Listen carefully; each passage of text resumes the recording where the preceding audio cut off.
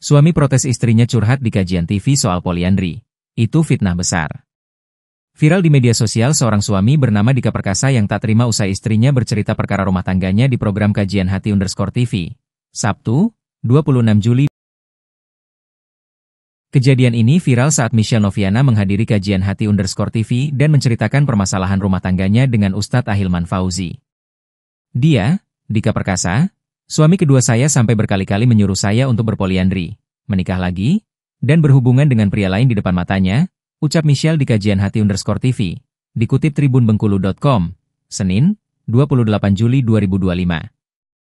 Ustadz Ahilman Fauzi mendengar pernyataan Michelle itu pun langsung menanggapinya dengan perasaan kesal.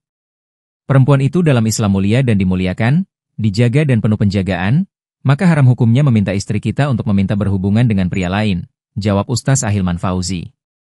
Maksud Michelle mencurahkan isi hatinya itu demi mendapatkan jawaban apakah bercerai dengan suaminya tersebut merupakan keputusan yang tepat atau bukan. Sang suami, Dika Perkasa yang mendengar hal ini pun langsung menyampaikan klarifikasinya sebagai bentuk protes bahwa apa yang diucapkan oleh Michelle itu tidaklah benar. Pernyataan tersebut disampaikan Dika melalui postingan Instagramnya langsung sembari menyelipkan video reels dari Kajian Hati _TV yang menayangkan istrinya saat curhat permasalahan rumah tangganya.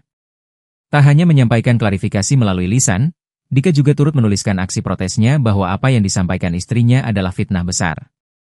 Saya buat video ini sebagai tanggung jawab moral. Saya tampil tidak untuk membela diri atau menghujat siapapun.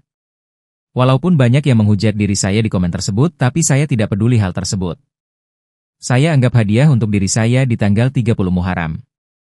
Semoga semua yang menyaksikan diberi hati yang terang. Karena kebenaran tidak butuh dibela dengan benci, cukup dengan ketenangan dan doa. Tak hanya sebatas itu, Dika juga turut membongkar bahwa istrinya itu mengalami luka yang mendalam di masa lalu alias terhadap suami pertamanya dulu. Balas dendam ke orang lain, fitnah poliandri, fitnah semuanya. Karena belum bisa memaafkan masa lalu. Masuk TV, biar dapat dukungan di balik itu semua tujuannya satu.